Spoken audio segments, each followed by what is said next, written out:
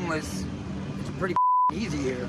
I mean, if we're gonna be realistic, they pay you to be homeless here. This right now is literally by choice. Literally by choice. Like, why would I want to pay rent? I'm not doing it. I got a cell phone that I have Amazon Prime and Netflix on. Now, it's like the cops are, it's like they're your neighbor, you know? They're paying me to be homeless?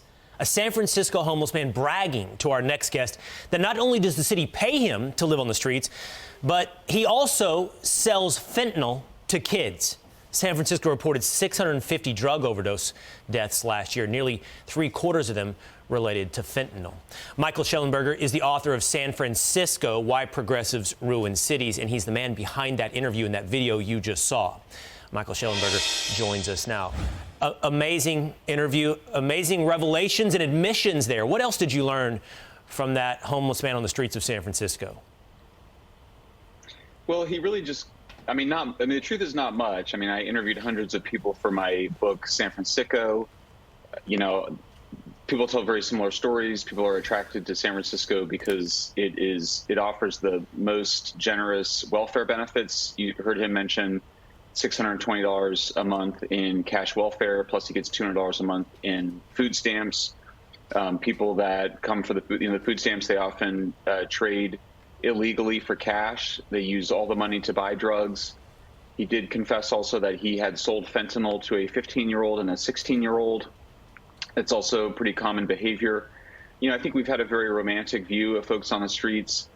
Certainly there is the proverbial mother escaping an abusive husband with her 2 kids who doesn't have any underlying drug or mental illness problems, but a lot of the folks that we've been attracting to California, you know, are people that are escaping the law, are drug addicts, and are seeking really to take advantage of the system.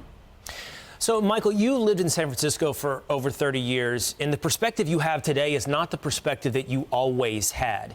You have admitted that at one time you looked more towards the decriminalization of drugs, alternatives to jail. What has sort of led to your transition and in this moment where you see San Francisco, and you've, I think, appropriately titled your book, San Fransicko? In a word, chaos, violence, crime, addiction. The drugs out here are killing people. You know, people might think the wrong idea about me, but I'm actually quite compassionate to people that are addicted to hard drugs. I think that they're suffering from chemical slavery. I don't think we have to choose between mass incarceration and mass homelessness. I think there's a better alternative, but it involves 3 key Ps: policing, psychiatry, and probation. And in the radical left, who runs San Francisco and much of California, even doing policing, psychiatry, and probation is considered too oppressive and a way of making people suffer more, and it's false. I think the point is that we can be more like Europe. We can use those tools, but it requires moving forward, a new mentality. So in some ways, I've kept the same ideals that I had back in the 1990s. I don't think that addicts ultimately need to go to prison for long periods of time. I think they need to go to rehab. And if you're suffering from mental illness, you need psychiatric help. But that's not the same thing as prison, but it's also not the same thing as living on the streets. Yeah, and not to be too cute, but it looks to be that the policy of San Francisco is a different P, or it's not permissive, it's actually incentivizing this behavior, encouraging this problem. And I guess that is too cute. That's one more P to add to your answer, to your solution to what's become a very sick society there in San Francisco. Mike, thanks for highlighting it for us. Well, check out San Fransicko, your book. Thank you.